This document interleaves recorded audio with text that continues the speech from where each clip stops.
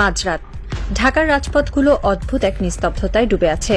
ল্যাম্পপোস্টের হলুদ আলোয় মাঝে মাঝে দু একটি পুলিশের টহল গাড়ি সাইরেন বাজিয়ে ছুটে যায়, কিন্তু সেই শব্দ যেন কোনো গভীর ষড়যন্ত্রের ফিসফিসানিতে ঢাকতে পারে না। এই শহরের কোনো এক অভিজাত এলাকায় শীতাতপ নিয়ন্ত্রিত কাচের দেয়ালের ওপাশে বসে কিছু মানুষ ছক করছে। তারা কেউ ক্যামেরার সামনে আসে না, কেউ তাদের চেনে না, কিন্তু তাদের হাতের ইশারায় একটি রাষ্ট্রের ভাগ্য নির্ধারিত হয়। তারা হলো সেই ডিপ স্টেট, অদৃশ্য রাষ্ট্রযন্ত্র। আর এই যন্ত্রের রিমোট কন্ট্রোল যাদের হাতে, তারা সীমানার ওপারে বসে মুচকি হাসে। রাজনীতি কোনো সরল রেখায় চলে না। এটি এমন এক দাবা খেলা যেখানে বীরেরা কখনো জানতে পারে না যে তারা কেবলই বলি হওয়ার জন্য জন্ম নিয়েছে। বাংলাদেশের রাজনীতির ক্ষেত্রে এই দাবার বোর্ডটি নিয়ন্ত্রিত হয়ে আসছে বহু দশক ধরে, বিশেষ করে সেই 1971 সালের পর থেকে। তবে এর চূড়ান্ত রূপরেখা বাস্তবায়িত হতে শুরু করে এরশাদ আমল থেকে।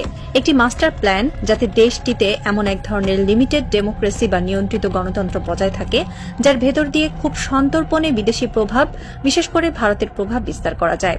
বলা হয়ে থাকে, তুমি যদি তোমার প্রতিবেশীকে খুশি রাখতে না পারো তবে তোমার ধ্বংস অনিবার্য। এই একটি মন্ত্র বাংলাদেশের রাজনীতিতে গেঁথে দেওয়া হয়েছে অত্যন্ত সুনিপুণভাবে। তুমি ভারত বিরোধী, তাহলে তোমার রাজনৈতিক ক্যারিয়ারের সমাপ্তি এখানে। আর এই প্রভাব বিস্তারের মাধ্যমগুলো শুধু রাজনৈতিক চাপেই সীমাবদ্ধ থাকেনি। দিনের পর দিন, বছরের পর বছর ধরে টাকা, নারী, গাড়ি বাড়ি কিংবা হানি ট্র্যাপের মতো ব্ল্যাকমেইলিং টুলস ব্যবহার করে দেশের শীর্ষস্থানীয় রাজনীতিকদের কিনে নেওয়া হয়েছে। তারা এমন একটি সংসদ চায়, এমন একটি সরকার চায় যারা হবে পুরোপুরি নির্ভরশীল, এমন এক পুতুল সরকার যাদের সুতো বাঁধা থাকবে দিল্লির সাউথ ব্লকে।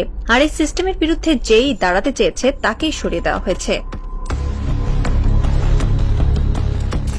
হাদি ছিলেন সেই অল্প কয়েকজন মানুষের একজন যিনি এই অদৃশ্য সিস্টেমের চোখে চোখ রাখার দুঃসাহস দেখিয়েছিলেন। তিনি বিশ্বাস করতেন পরিবর্তন সম্ভব। তিনি এমন কিছু সত্য জনসম্মুখে এনেছিলেন যা সিস্টেমের ভিত্তিমূলে কাঁপন ধরিয়ে দিয়েছিল।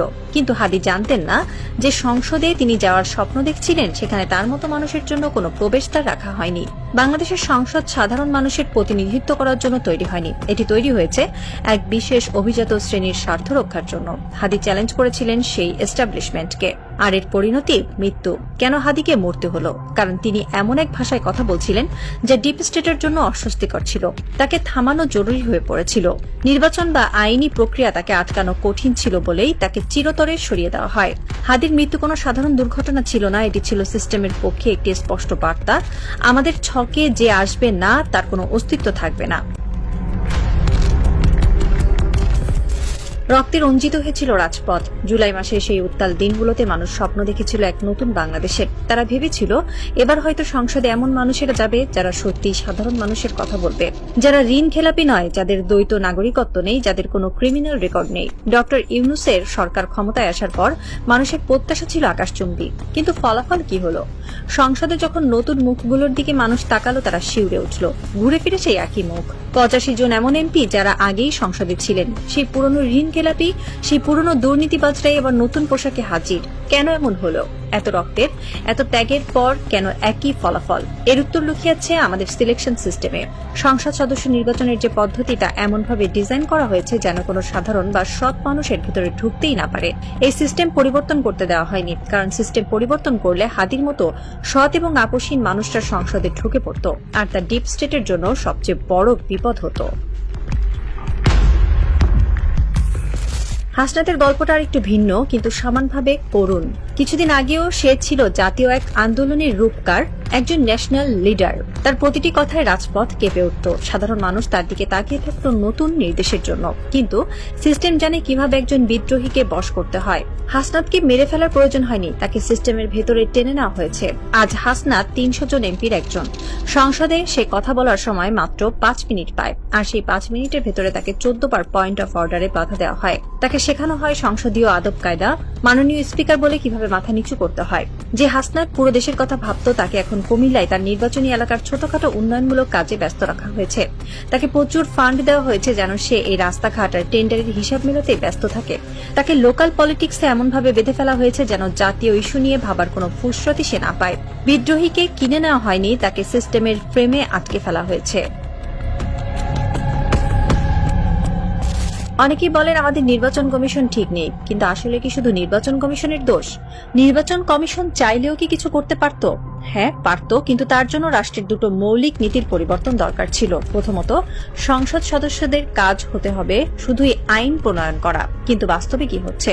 একজন এমপি স্থানীয় সব কমিটির প্রধান, স্কুল কলেজ রাস্তাঘাট টেন্ডার সবকিছু নিয়ন্ত্রণ তার হাতে। এমনকি এখন এমন নিয়মও করা হয়েছে যে উপজেলা চেয়ারম্যানের অফিসের পাশেই এমপির অফিস থাকবে। এর মানে কি? এর মানে হলো ক্ষমতার সরাসরি দ্বন্দ্ব বা লক অফ। একজন এমপি যখন উপজেলা চেয়ারম্যানের পাশে এসে বসবেন তখন তার অফিসের জৌলুস অবশ্যই বেশি হবে। চেয়ারম্যান তখন স্বাধীনভাবে কাজ করতে পারবেন না, হয় তাকে এমপির সাথে রেষারেষি করতে হবে, নয়তো এমপির বশ্যতার স্বীকার করতে হবে। এমপিকে আমরা আইন প্রণেতা না বানিয়ে একজন সুপার উপজেলা চেয়ারম্যান বানিয়ে ফেলেছি। যতদিন এই সিস্টেম থাকবে ততদিন আপনি আমেরিকার নির্বাচন কমিশন এনে বসালেও এই দেশে কোনো কাজ হবে না।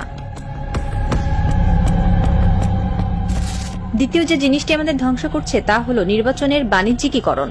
আমাদের দেশে নির্বাচন কোনো গণতান্ত্রিক প্রক্রিয়া নয়, এটি একটি হাই প্রোফাইল ইনভেস্টমেন্ট প্রজেক্ট। একজন প্রার্থী নির্বাচনে দাঁড়ান আর তার পেছনে কিছু অদৃশ্য স্পন্সর টাকা ঢালে। তারা কি বিনামূল্যে এই টাকা দেয়? না, এর পেছনে থাকে একটি সুনির্দিষ্ট উদ্দেশ্য, একটি লাভজনক রিটার্নের আশা। যতদিন পর্যন্ত নির্বাচন একটি অলাভজনক প্রক্রিয়ায় পরিণত না হবে ততদিন এই দুর্নীতি চলতেই থাকবে। কিভাবে এটি বন্ধ করা যেত? খুব সহজে। নির্বাচন কমিশন বলতে পারত কোনো প্রার্থী নিজের পোস্টার ছাপাতে পারবে না, প্রচারণা চালাতে পারবে না।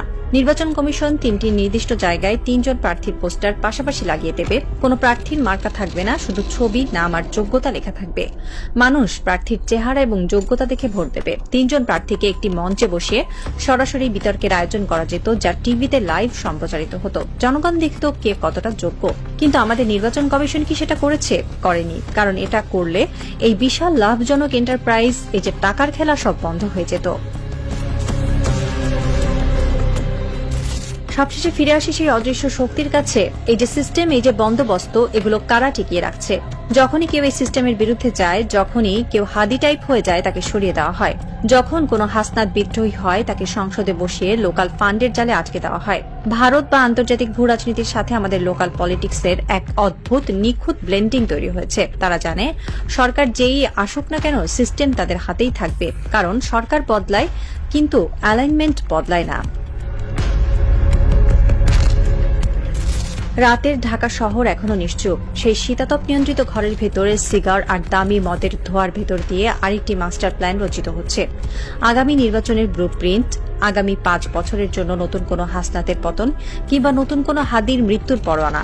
বাইরে সাধারণ মানুষ ঘুমিয়ে আছে। তারা সকালে উঠে পত্রিকার পাতা খুলবে, টিভির খবরে দেখবে নতুন কোনো মন্ত্রীর শপথ গ্রহণ। তারা ভাববে দেশ বদলে যাচ্ছে, নতুন সূর্য উঠছে। কিন্তু তারা জানে না এই সূর্যের আলো আসল নয়, এটি একটি মেকি আলো যা শুধুমাত্র সেই অদৃশ্য প্রভুদের ইশারাতেই জ্বলে আর নেভে।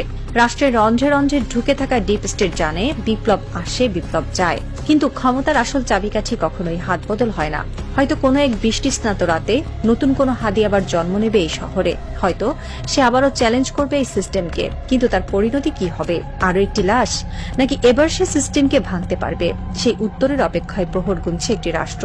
তবে ছায়াদের খেলায় শেষ চালটা সবসময় অন্ধকারেরই হয়, কারণ তারা কেবল সরকার বদলায় না, তারা দেশ চালায়। আর এই রাজনৈতিক থ্রিলারের ক্লাইম্যাক্সে সাধারণ মানুষ কেবলই এক বোকা দর্শক, যারা পর্দার পেছনের আসল ভিলেনকে কখনোই দেখতে পায় না।